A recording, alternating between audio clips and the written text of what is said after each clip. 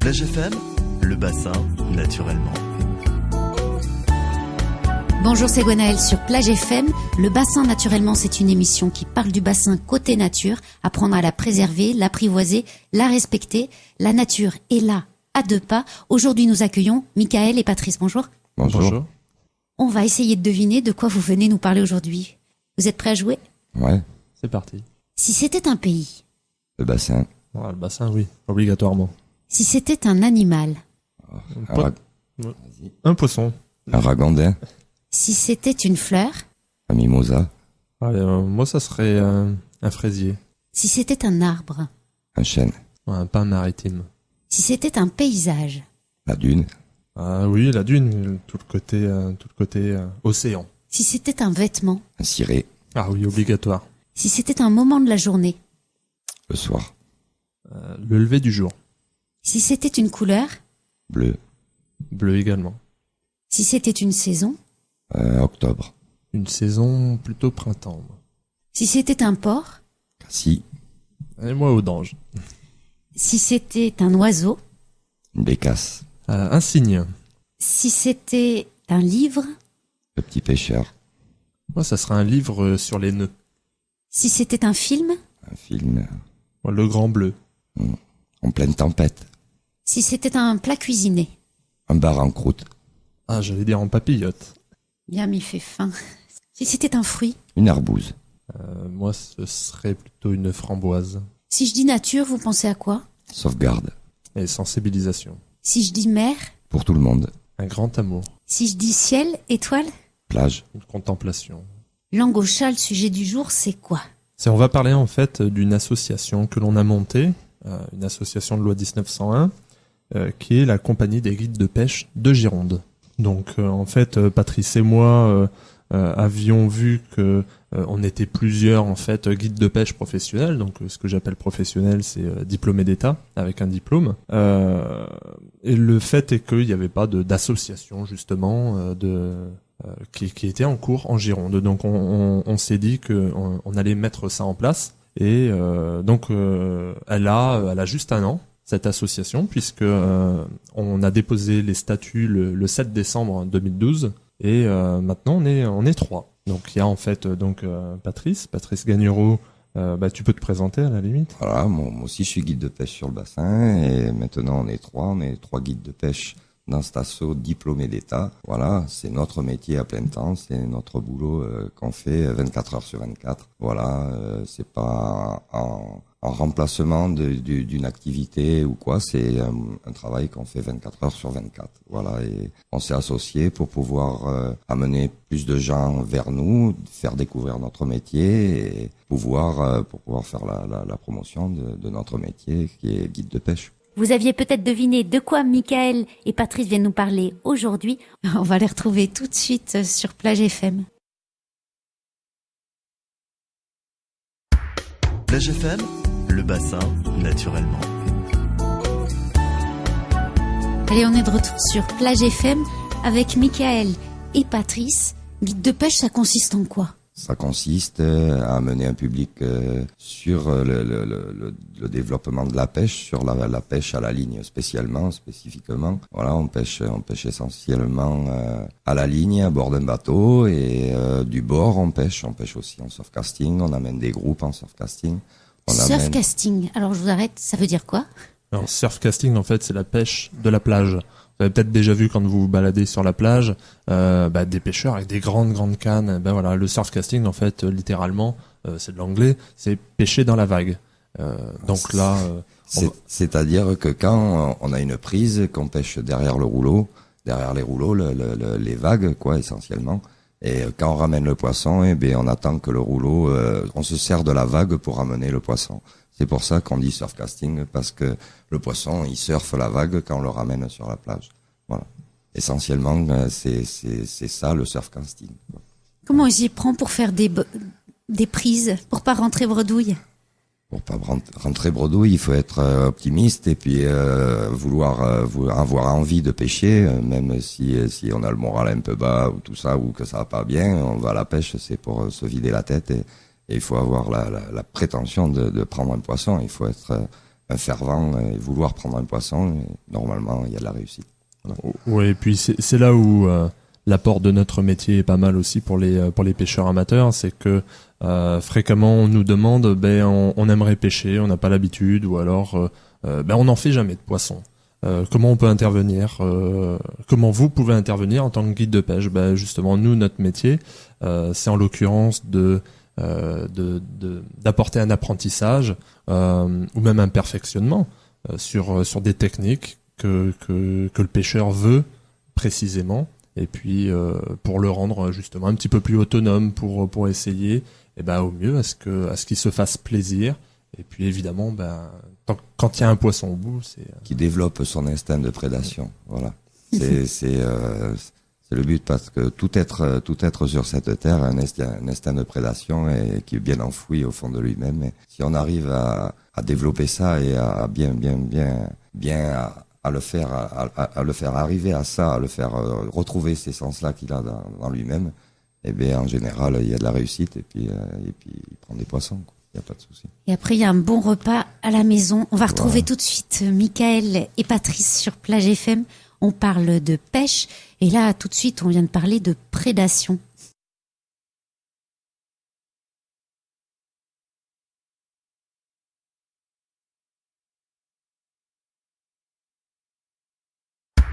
Plage FM, le bassin, naturellement.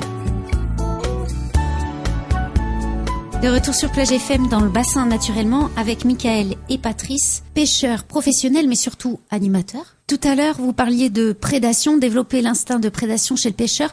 Tout à fait. Il y a quelque chose pour moi dans la pêche qui est de l'ordre du doux. Alors ça m'étonne d'entendre parler de prédation. Est-ce que vous pouvez expliquer un peu plus? On peut être un prédateur, se faire plaisir, développer tous ses sens de prédation et relâcher le poisson et mettre en avant ce sens-là pour pouvoir justement préserver l'environnement, préserver tout ça, les sensibiliser à tout ça. Voilà, c'est notre métier un peu. Quand vous voulez pêcher, c'est prédation et pêcher, quel est le lien en fait? Le lien, si on n'est pas prédateur, on rentre bredouille. Et si on a un peu cet instinct de prédation, tout ça, et on arrive à lire l'eau, ça s'appelle lire l'eau, et on arrive à prendre quelques poissons, et c'est notre métier, c'est ce qu'on sait faire. Voilà, on sait le retransmettre. 2-3 indices pour lire l'eau. Pour lire l'eau, déjà, quand on s'approche du bord de l'eau, que ce soit une rivière, un lac, un étang, on s'approche du bord et on s'approche pas du bord en regardant au loin pour voir si on voit des poissons sur le lac, sur la mer ou quoi. La première chose qu'on fait quand on s'approche d'un plan d'eau ou d'une mer ou d'une rivière, on regarde au bord. Voilà, parce que le poisson, il est essentiellement au bord de la berge. Et si on arrive précipitamment au bord de l'eau parce qu'on a envie de pêcher et tout ça, là on n'a pas su lire l'eau. Voilà, parce que les poissons, ils sont là et ils sont bien là avant nous, même avant qu'on se lève le matin. Et les poissons, il faut savoir regarder où ils sont, ils s'alimentent, ils mangent, ils se lèvent comme nous, le jour se lève pour eux, et c'est ça, savoir lire l'eau. Faut savoir communier avec la nature.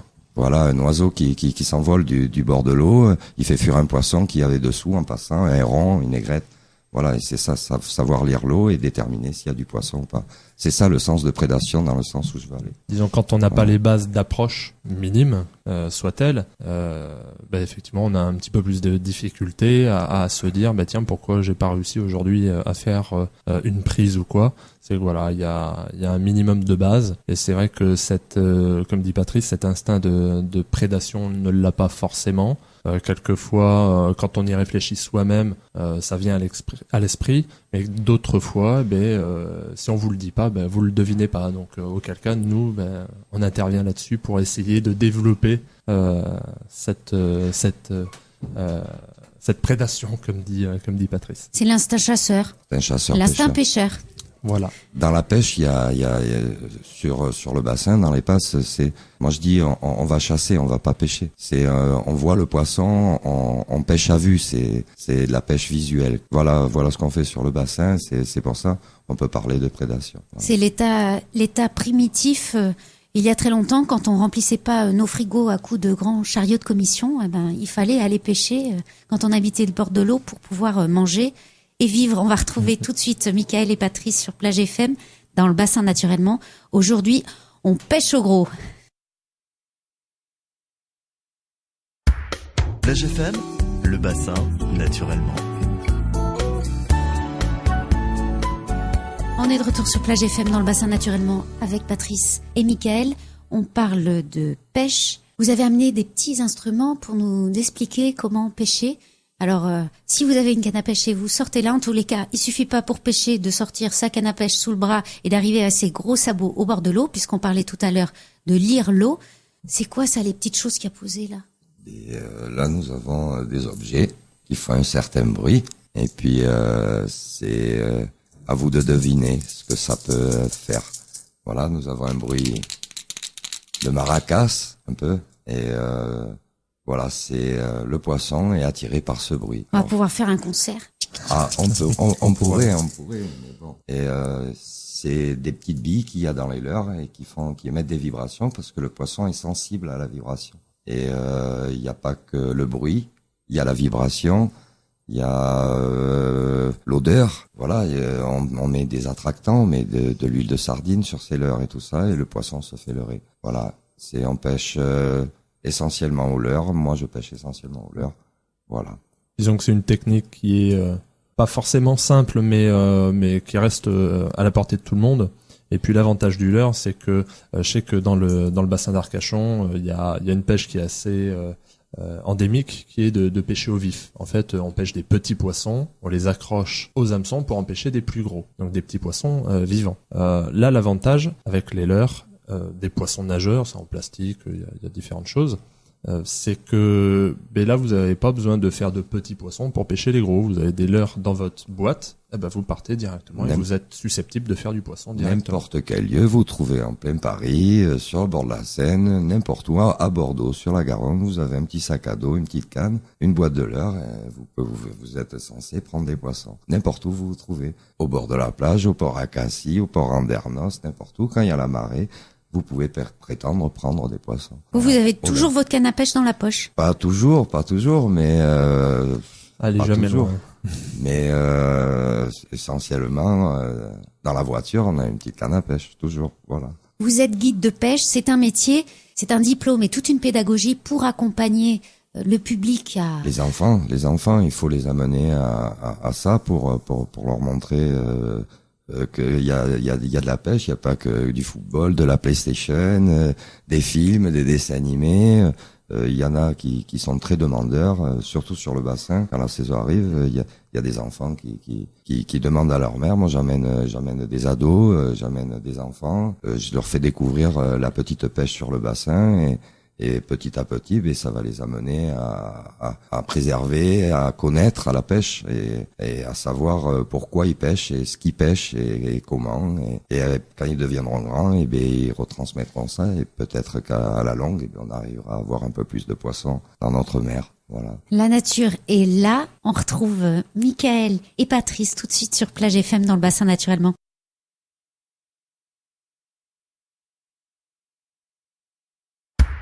Plage FM, le bassin naturellement. De retour sur Plage FM avec Patrice et Michael dans le bassin naturellement. Ils sont guides de pêche. Ils se sont associés pour défendre leur métier.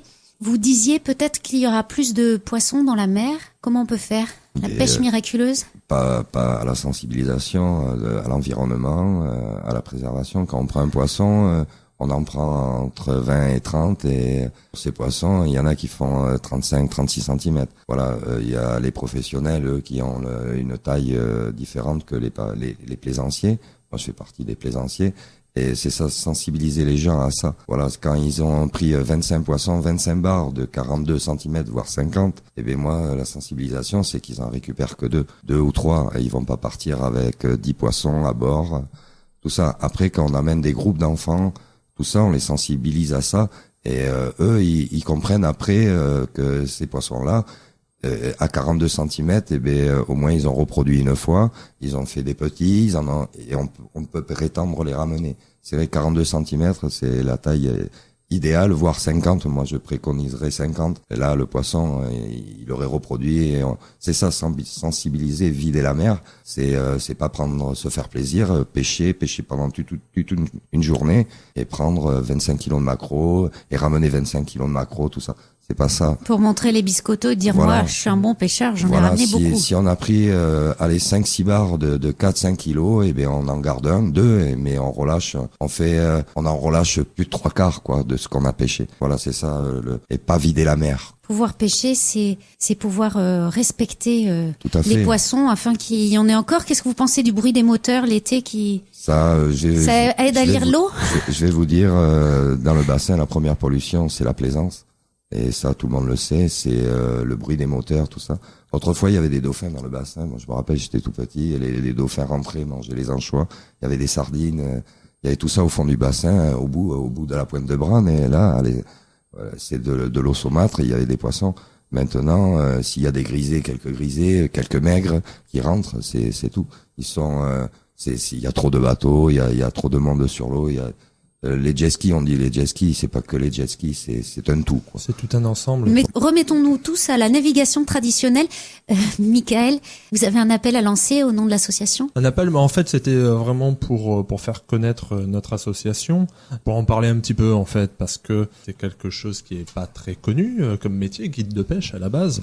Donc, c'est pour ça aussi que l'on a créé donc la compagnie des guides de pêche de Gironde. Apprenez à pêcher, que vous soyez enfant ou adulte. Ça vous donnera envie de respecter la nature. Je vous remercie, Michael et Patrice, d'avoir accepté notre invitation dans le bassin naturellement sur Plage FM. Merci à vous. Merci à vous. Et puis moi, je vous retrouve demain dans À l'assaut du bassin. À demain. Plage FM, le bassin naturellement.